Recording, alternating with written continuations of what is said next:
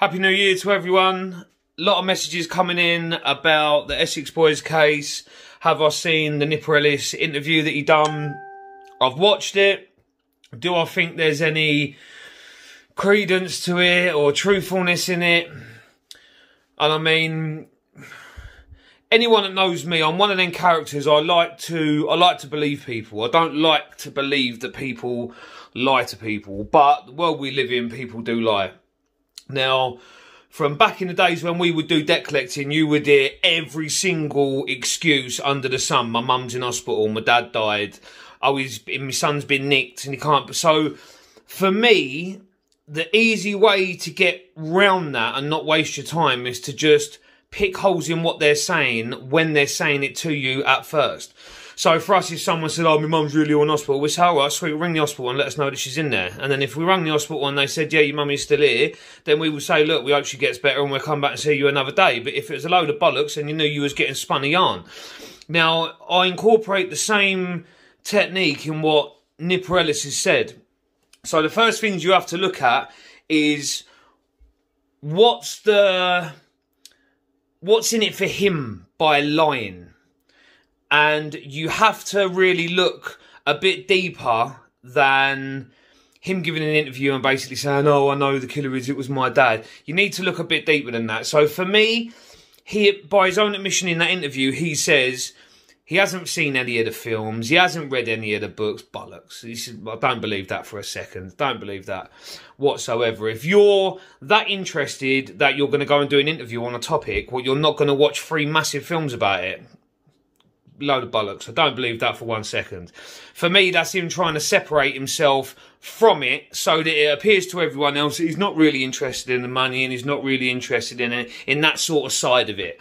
Now, for me, I think Ellis has reached a point in his life where he is probably happy. He said he was happy with his girlfriend, but I believe he would feel deep down that now it's his turn. Colton Leach has had his go.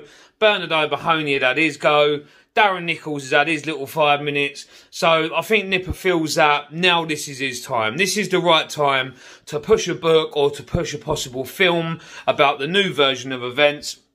For me, that's as far as it goes. I mean, if my dad rung me the day after 3 people who I knew that I had beef with got killed and literally said to him, well, they're gone, they're dead. Well, yeah, that can be backed up by phone records. Could we probably get them? I believe you could, for the simple fact that the way a police investigation works, it doesn't just stop at the people they suspect of being directly involved. It could be people that are indirectly involved, because if you get to those people, then it leaves you to the main culprit. So, for me, Nipper Ellis was a major suspect in that case.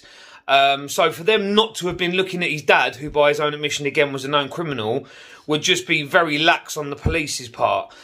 He would have been looked at, they would have been looking at where he was and what he was doing, and I would imagine they would have obtained phone conversations or at least phone bills to prove phone calls, even if it wasn't from his dad to Nipper, from Nipper to his dad. To try and eliminate them both from the investigation. So, for me, that doesn't prove anything either way. And again, his dad, he's ringing his son. Is that unusual? Not really, not for me. Then you've got to look at the next thing. What way could he prove that what he's saying is true? So, there's no doubt in it. Now, I know the angle he's coming from. He's going to basically say, yeah, I knew about it, but I never done it, so it wasn't my place to say. Well, bit of an iffy one there, because to me that's still perverting the course of justice. If you knew who was guilty of an offence and you was arrested for it, the police could spin that you perverted the course of justice. They could even spin it that you perverted the course of justice, which then led to 2 wrongful convictions of 2 people that have served a long time in prison. And for me, that's not something the police would leave, even though people speculate that the police didn't like them, that Nipper had them coming up to his cell and going, good on ya. Like, for me, I've always said this in all of my podcasts that I've done, you get bad apples. You get bad apples in the army, you get bad apples in the police force, you get bad people in the ambulance service. You get them bad ones that ruin it for the good ones, but I still firmly believe that no matter how many people come online, they go, the police are this, the police are that, there are still good police officers out there. There are, and there are good detectives. And they are good at their job, because at the end of the day, it's their job. It's what they do. So it pays for them to be good at it. So for me, that sort of side of it didn't really do a lot for me. I mean, yeah, they didn't like them, but would they go to the extent of turning a blind eye to this? I can't see that at all. You then move on to the next thing, the murder weapon. So you're saying that your dad's committed the murders. The first thing I would have said, if that was my dad ringing me, is, well, what have you done with the gun? Because that's a direct link to the 3 murders.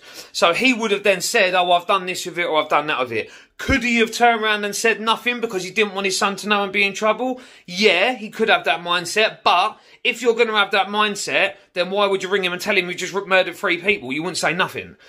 So for me, I was taught this a very long time ago. The longer the chain, the weaker the link. It's as simple as that. If you do something like that, you do not tell anyone unless you are a complete spastic. That's killing 1 person, let alone killing 3. Then we move on to the next very suspect thing with the Damon being brought into it. Really? The one person that can back your story is now unobtainable. Like, so what proof is that? For me, it's something that he sat down, and this is the proof in the pudding for me. He's had the time to come up with this story. He's had the time to cover as many angles as possible so that it can't be proved or it can't really be disproved. But for me, the nail in the coffin is, you said your dad died 4 years ago. Why the fuck has it taken you 4 years to come out with this then? You've got people doing podcasts about these issues all over the place. There's fan pages all over the place. There's films being made about it. 4 years down the line, there's 2 geezers sitting in prison that haven't done it, and now you decide to come out with it. It's a bit of a fucking stupid move, isn't it? I mean, to me, it's kind of similar to the Krays. The Krays took all of their mates to court with them and then basically said, we're not guilty, we're not guilty. Got everyone fucking birded off like Tony Lambrino and his brother. And then a few years later, I wrote a fucking book saying, yeah, we did it. So that just makes no sense to me whatsoever. You've had this information for 4 years. Your dad's died. God bless, rest his soul. But why would you take 4 years to come out with it? It just doesn't make any sense whatsoever. Nothing.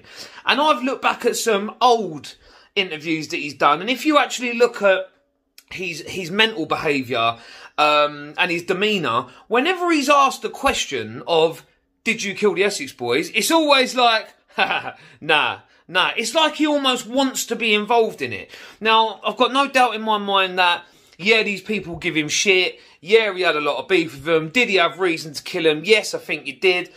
But again, you've gone to Colton by your own admission and asked him to shoot you in the head because you can't cope with it. But then on the next threat, you want to go and kill him. Well, I'm sorry. If I'm in that position, I ain't topping myself. I'm going to kill him. Suicide wouldn't even enter my head. So I don't understand how you've reached suicide and then gone from suicide to fucking, I want to go and shoot all 3 of them and I've got no fear. Well, obviously you must have had fear because you was going to fucking kill yourself. The next thing that was a big red flag for me, anyone that has been involved in this life, anyone that has been involved in this game, if you go on a bit of graft and you've got to take a shooter with you, and that shooter misfires, that thing is going. You ain't keeping it. You ain't going to try and get it fixed. It's unreliable. It's going. But yet you take it again, and it misfires again. Fucking shock horror. It fucking jammed the first time. What, did you think it was going to fix itself? So for me, there's too many red flags in the story. I like Nipper. I think he's a nice fella, but for me, it just looks a bit desperate. It looks like he's sort of waited for everyone else to have their 5 minutes. Now he's trying to put his own spin on it to have his little section of the commercial pie. Fair play to him. He's got the ability. He's got that link to them. He's got that association with them. So some people might swallow it. Yeah, he might earn a bit of money out of it. Good luck to him. If you can earn fucking money out of 3 dead people, more to you. You might as well do it because other people have done it and they've earned a good few quid out of it. So I wish him all the luck in the world. But as for credibility of the story, not for me.